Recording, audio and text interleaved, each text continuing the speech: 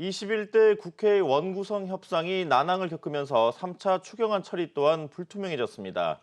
당초 여당 단독으로 상임위 구성을 마무리 지을 계획이었는데 본회의는 또다시 미뤄졌습니다. 취재 기자 연결합니다. 문성필 기자. 네, 박병석 국회의장이 오는 29일 본회의를 열고 이번 회기 안에 3차 추경안 처리를 마무리 짓겠다고 밝혔습니다.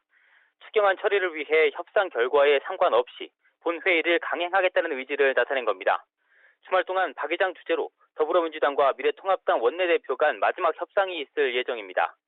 이를 두고 임시국회 기간인 다음 달 4일까지 추경안을 처리하려다 자칫 졸속 심사로 이어질 수 있다는 우려가 나옵니다. 국민 혈세가 대규모 투입되는 사업인데 적재적소에 배치됐는지 제대로 살필 시간이 부족하다는 겁니다.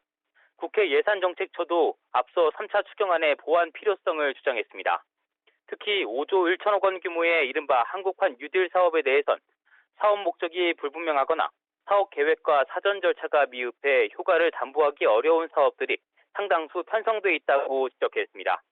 교육부가 내놓은 무선 네트워크 구축과 노후 컴퓨터 교체, 태블릿 PC 구입 등이 뉴딜 사업에 포함되며 최근 논란이 된 것도 이런 이유에서입니다. 또 고용안전 특별대책 후속 조치에 대해선 총 155만 명 이상을 대상으로 하는 직접 일자리 사업은 과도한 측면이 있기 때문에 국회 심의 과정에서 사업 설계를 보완할 필요성이 크다고 밝혔습니다. 지금까지 보도본부에서 한국경제TV 문성필입니다. 3차 추경안의 핵심은 정부가 경기 부양을 주도하는 이른바 뉴딜 정책입니다. 하지만 뉴딜은 기대 효과만큼이나 후유증도 만만치 않은 것으로 알려져 있습니다. 먼저 배성재 기자가 과거 미국의 뉴딜 정책과 이번 한국형 뉴딜 정책을 비교해봤습니다. 1929년 10월 29일 주가지수가 하루 만에 11% 폭락하며 시작된 미국의 대공황. 4년 새 주가지수는 10분의 1, 국민 총생산은 2분의 1 수준으로 떨어졌고 실업률은 24.9%까지 치솟았습니다. 코로나19 확산으로 생산과 수출이 타격을 입은 지금보다도 훨씬 심각한 상황이었습니다. 이 같은 위기를 극복하기 위해 당시 미국 정부는 뉴딜 정책에만 GDP의 8%에 이르는 막대한 예산을 투입했습니다. 이로 인해 뉴딜 기간 중 미국의 통화량은 2배 넘게 증가했고 매년 약 20억 달러, 우리 돈 약 2조 2천억 원이라는 당시로선 천문학적인 수준의 재정 적자를 감내해야 했습니다. 이에 비해 이번 3차 추경에 담긴 한국형 뉴딜 예산은 5조 1천억 원으로 GDP의 0.2% 수준에 불과합니다. 다만 3번에 걸쳐 편성한 올해 전체 추경 규모는 270조 원으로 지난해 실질 GDP의 14%에 이릅니다. 사실상 과거 미국의 뉴딜 정책에 들어간 예산보다 더 큰 규모의 재정 투입이 진행되고 있는 셈입니다. 미국의 뉴딜이 토목공사 위주의 SOC 사업에 초점이 맞춰져 있었다면 한국형 뉴딜은 디지털과 친환경 에너지가 중심이라는 점도 차이점입니다. 미국 뉴딜 정책의 효과는 명암이 극명하게 갈렸습니다. 단기적으로는 5%대 성장률을 기록하며 경기를 빠르게 회복시키는 데 기여했지만 이후 조세 부담 증가와 소득 불균형이라는 문제를 일으켰습니다. 재정 수입 확보를 위해 7년 만에 3배가 넘는 세금을 걷어들였기 때문입니다. 뉴딜 정책 막바지엔 재정 지출 삭감과 함께 극심한 경기 후퇴를 경험하기도 했습니다. 본격적인 뉴딜 정책 추진을 앞두고 있는 한국. 과연 긍정적인 효과를 기대할 수 있을까요? 이어서 송민아 기자가 전해드립니다. 뉴딜 정책이라는 것은 결국은 친환경적인 모델, 디지털과 관련된 그런 부분에 방점이 찍혀 있다고 볼 수가 있거든요. 전면적인 사업 모델의 재조정이 불가피하고요. 이런 것들이 이루어지지 않는다면 정부의 뉴딜 정책의 수혜를 받는 것은 사실 제한적인 수준일 가능성이 더 높다고 예상합니다. 이처럼 우리 정부가 추구하는 뉴딜 정책을 이행하기 위해선 기업의 구조조정은 불가피한 상황입니다.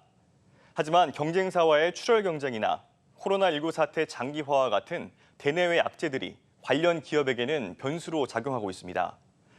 국내 1위이자 세계 2위 태양광용 폴리실리콘 생산 업체였던 OCI는 최근 폴리실리콘을 생산하는 군산 1, 2, 3 공장 가운데 2와 3 공장이 문을 닫았습니다. 태양광은 현 정부에서도 신재생 에너지 사업으로 각광받고 있고 지난 2008년 폴리실리콘을 개발한 뒤 3년여 동안 큰 이익을 냈지만 중국 업체의 물량 공세에 밀리면서 실적 악화를 겪은 게 결정적이었습니다. 결국 태양광 패널의 기초 소재인 폴리실리콘의 국내 생산을 중단한 OCI는 전 임직원을 대상으로 희망퇴직 신청을 받으며 인적 구조조정을 단행했습니다.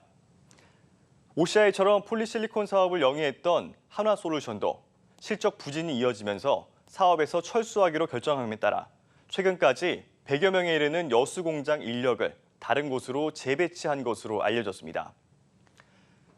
디지털 분야에 속한 기업들도 상황은 마찬가지입니다.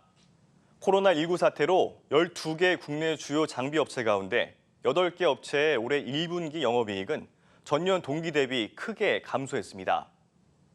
5G 통신 장비 기업인 KMW의 올 1분기 영업이익은 지난해 같은 기간보다 70% 넘게 줄었고 국내 유일의 5G 트랜지스터 생산 업체인 RFHIC도 영업이익이 80% 가까이 감소하며 실적 악화를 주도했습니다. 특히 코로나 사태가 장기화하면 이들 중소 중견기업은 장기전에 버틸 맷집이 세지 않아 빛 한번 제대로 보지 못하고 사그라질 수 있다는 우려를 키우고 있습니다. 근로자도 사용자도 모두 만족시키지 못하는 한국형 뉴딜.